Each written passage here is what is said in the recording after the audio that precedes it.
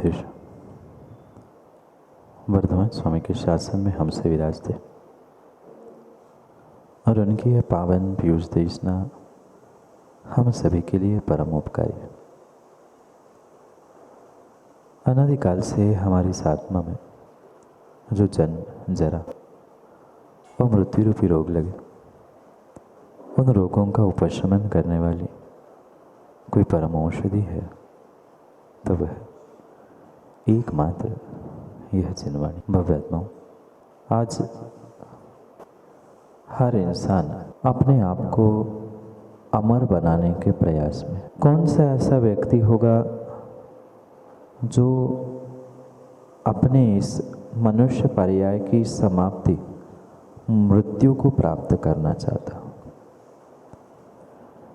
मनुष्य ही क्या, स्वर्गों के देव भी उस अमृत की तलाश में होते हैं, अमृत को प्राप्त करते हैं जो उन्हें मरने से बचाए। पर ये पक्का है, संसार का कोई भी जीव, कोई भी गति का जीव क्यों ना हो, पर जिसने जन्म लिया है उसकी मृत्यु भी अटल है। अंतर इतना हो सकता है, कोई आज, कोई कल, कोई परसों, पर पर्याय की मृत्यु होना ये पक्का है। पर फिर भी व्यक्ति आज, और विशेष करके मनुष्य तो आज उस मौत को भी चुनौती देने के लिए तैयार है। कितने सारे साधन और कितने सारी दवाइयाँ और कितने सारे उपचार खोज लिए कि जो उनके जीवन को अमर बना सके, मृत्यु से बचा सके। पर आज के वैज्ञानिक डॉक्टर कितनी ही दवाई खोज ले, कितने ही उपचार खोज ले, जो चाहे मशीन बना ले, पर ये पक्का मानना, समय आने पर सबकी मृत्यु होगी ही होगी, सबकी मृत्यु होगी। और शायद माताओं, भगवान को आकर मंदिर में आपने तो सुनाई होगा 12 भावना में, मरना सबको एक दिन, बोलो ना, पता नहीं है, मरना सबको एक दिन। किसको कहा? भगवान को तो समझाया, दूसरों को भी समझाया, पर जब हमारा नंबर आता है, हमें समझने की बारी आती है, तो पता नहीं हमारी समझ, हमारा विवेक, हमारी बुद्धि कहाँ चली जाती है। ये संसार का नियम है। संसार में जितने भी प्राणी जन्म लेते हैं, ये निर्णय करके ही उन्हें जीने की आवश्यकता है। ये जीवन चंद मिनटों का है, चंद घंटों का है, चंद दिनों बाद ये जीवन रहे या ना रहे, कोई ठिकाना नहीं, कोई ठिकाना नहीं है। ये पक्का मान लो कि मृत्यु अटल और अटल सत्य है। इस संसार का सबसे बड़ा सत्य कुछ है तो मृत्यु है। और मात्र मनुष्य की ही नहीं, अपितु प्रत्येक प्राणी की मृत्यु अटल है। और प्राणी की ही नहीं, प्रत्येक वस्तु की मृत्यु अटल। कौन सी ऐसी वस्तु है जो आज तक जैसी थी वैसी ही है? कहीं न कहीं प्रत्येक वस्तु में भी बदलाव हो रहा है, और मनुष्यों के जीवन में, मनुष्यों के पर्याय में भी कहीं न कहीं बदलाव हो रहा है। पर उस होते हुए बदलाव को कितना व्यक्ति समझना चाहता है और कितना उसे जीवन में उतारना चाहता है। ये जीवन का अमृत अगर प्राप्त करना है, तो पहले इस सत्य को समझना होगा, जो संसार में आया है उसे इस संसार से जाना है। पढ़ा ना, मरना सबको एक दिन, अपनी अपनी बार। पर ये पंक्ति माँ कब समझ में आती है? जब दूसरे के घरों में कुछ होता है, दूसरे के परिवार में दुख आता है, तो उसको तो समझाने के लिए ये सब बातें हमें याद आती है। पर ये बातें क्या हमारे जीवन में हमें कभी याद आई? नहीं आई। नहीं आए, इसलिए उत्कृष्ट उत्कृष्ट मनुष्य पर्याय का जीवन मिलने के बाद भी हम अपने इस जीवन को नेक नहीं बना पाए, अपने इस जीवन को हम अमृत की तरह नहीं जी पाए। पर्याय की मृत्यु होगी, ये पक्का मानना। जो 12 भावना में आप पढ़ते हैं कि मरना सबको एक दिन, अपनी अपनी बार, वहाँ पर्याय की मृत्यु की तो बात है संजीव जी। पर्याय नष्ट हो सकती है, जीवन नहीं। पर्याय नष्ट हो सकती है, जीवन नहीं। अंतर समझना, मनुष्य से तिर्यंच, नरक, देव आदि गतियों में जाना, एक पर्याय समाप्त होगी, दूसरी प्रारंभ होगी, पुनः समाप्त, पुनः प्रारंभ, ये तो क्रम चलता रहेगा। पर जो मृत्यु है वह मात्र और मात्र पर्याय की है, आत्मा की नहीं है। आत्मा की नहीं है। आत्मा तो अजर अमर था, है और रहेगा। तभी तभी जीवन का अमृत का बोध हमें हो सकता है जब इस सत्यता को हम समझने का प्रयास करें कि पर्याय नष्ट होते हुए भी मैं नष्ट नहीं हो रहा हूँ। और जिस दिन ये रहस्य और जिस दिन ये सत्य समझ में आ जाएगा, वह व्यक्ति, वह मनुष्य और मनुष्य ही नहीं, मनुष्य ही नहीं, प्रत्येक पर्याय में जन्म लेने वाला जीव एक एक क्षण, एक एक मिनट, एक एक घंटा आनंद से जीवन जीने का प्रयास करेगा। पर आज तक क्या आपने अपने जीवन को आनंदमय, आनंद भाई जीने का प्रयास किया? नहीं किया। दुर्लभ मनुष्य पर्याय मिलने के बाद भी, जैन कुल मिलने के बाद भी, सच्चे देव शास्त्र गुरु का निमित्त नगर में मिलने के बाद भी कितने पुण्यात्मा जीव है जिन्होंने कुछ मिनट, कुछ क्षण अपने जीवन को अमृत बनाने के लिए उसका सदुपयोग किया। नहीं कर पाए। विरले ही जीव जो होते हैं, जो अपने जीवन की मृत्यु को बचाते हुए उसे अमर और अमृत बनाने का प्रयास करते हैं। अमृत जानते हो ना? सुना होगा पुराणों में, टीवी में भी देखा होगा। कभी समुद्र मंथन किया गया था, उसमें से विष भी निकला था और अमृत भी निकला था। जो मृत्यु से बचाता है, ऐसे उस द्रव्य को अमृत कहा जाता है, जो व्यक्ति को अमर करता है। पर ये मात्र कहने की ही बातें हैं। ऐसा कोई द्रव्य नहीं है जो तुम्हें पर्याय के मृत्यु से बचा सकता है। पर एक एक ऐसा अमृत है जो तुम्हारे जीवन को, तुम्हारी आत्मा को बचा सकता है।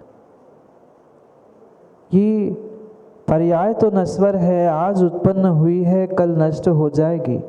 क्योंकि संसार में जो वस्तुएं उत्पन्न होती है वह प्रत्येक वस्तु, प्रत्येक व्यक्ति नष्ट होगा ही होगा। पर यहाँ हमें मात्र पर्याय दृष्टि से नहीं, अपितु उससे भी हटकर कुछ विशेष बात समझने की आवश्यकता है, जो वास्तव में मुझे अपने जीवन को अमर और अमृत बनाने के लिए निमित्त बन सकता है। क्योंकि कोई पौद्गलिक द्रव्य, जिसे अनेक दर्शनों ने, अनेक धर्मों ने अमृत की संज्ञा दी, वो पीने वाले देव भी मरते हुए देखे जाते। क्या देवों की मृत्यु नहीं होती?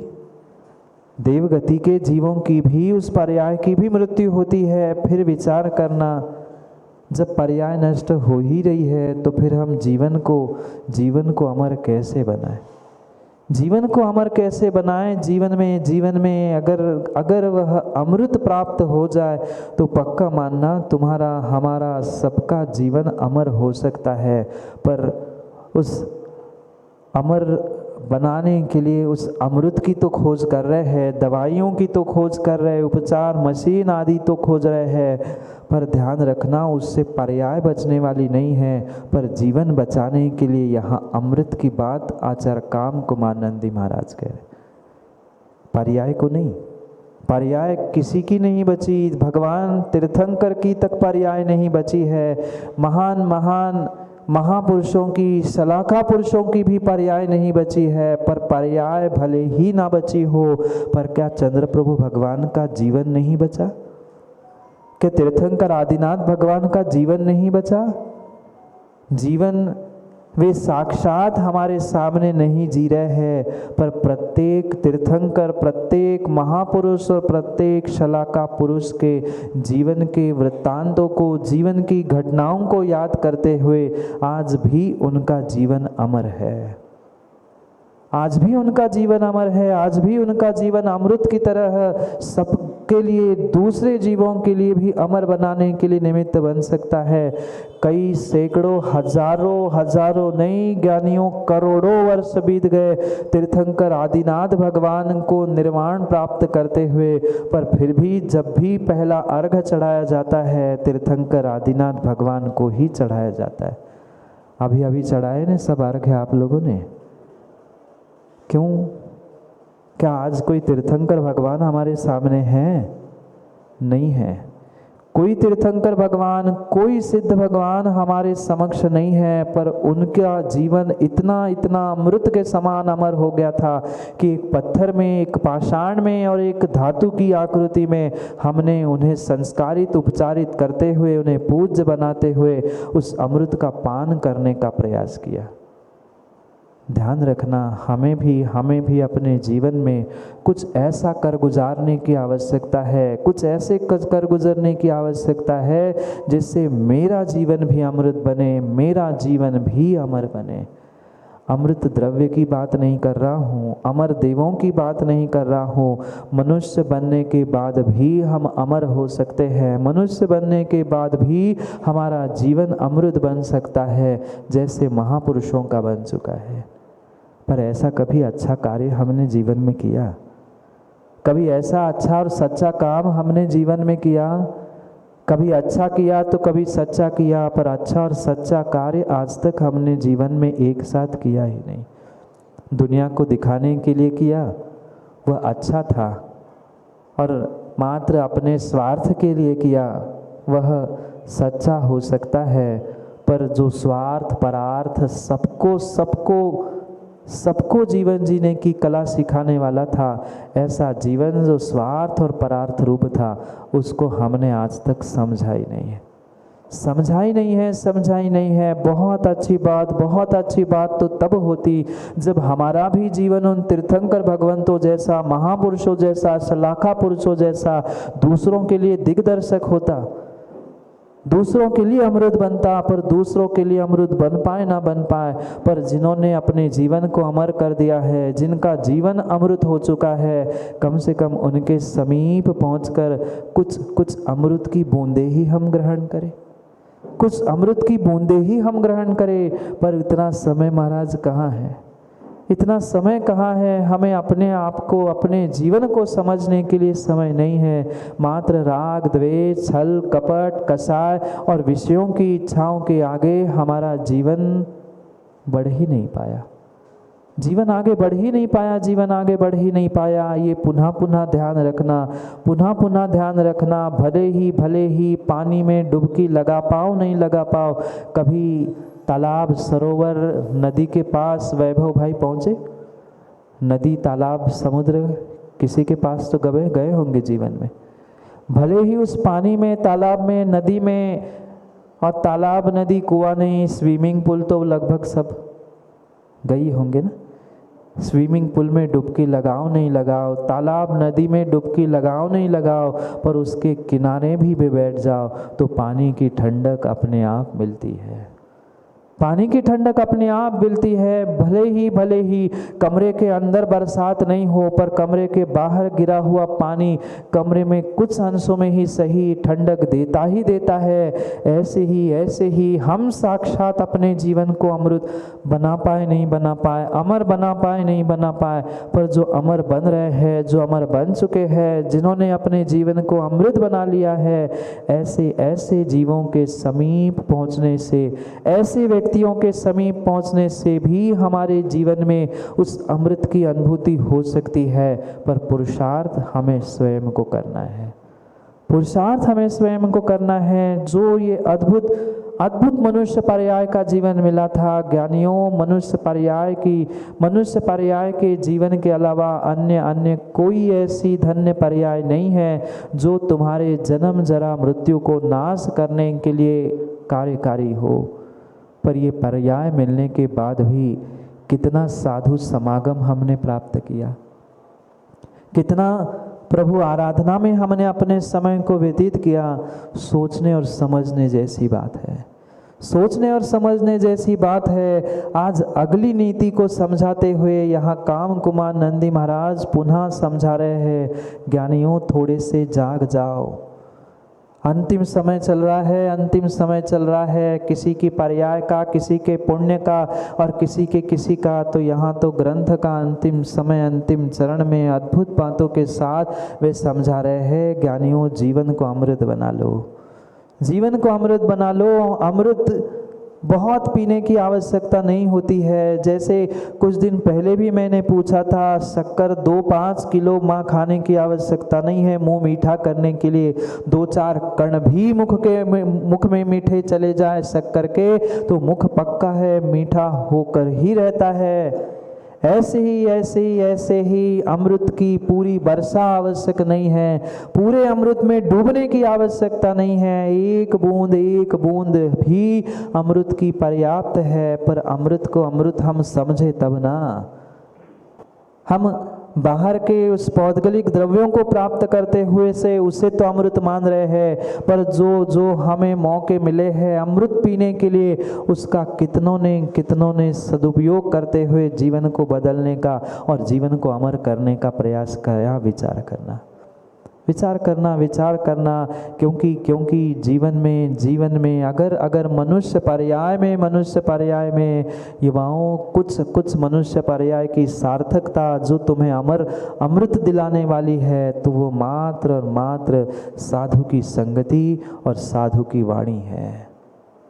कोई बाहर के अमृत की बात नहीं कर रहे, कोई बाहर के अमृत की बात नहीं कर रहे हैं। वो तो मुख से पिया हुआ अमृत, मुख से पिया हुआ औषध, मुख से पी गई दवाई आज पेट में है, कल पेट से निकल भी जाती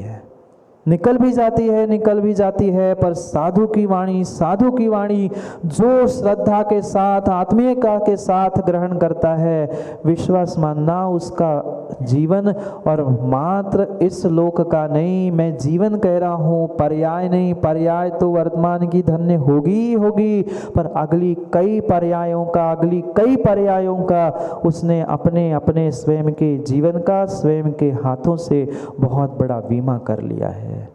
मात्र साधु की वाणी सुनने से और मात्र साधु की सेवा करने से जीव ऐसे अचिंत्य पुण्य को संग्रहित करता है कि मात्र माताओं वर्तमान की पर्याय नहीं, आने वाली कई पर्यायों को आपने धन्य किया है। अगर श्रद्धा के साथ साधु की वाणी को आपने सुना है, ग्रहण किया है, आत्मसात करने का प्रयास किया है तो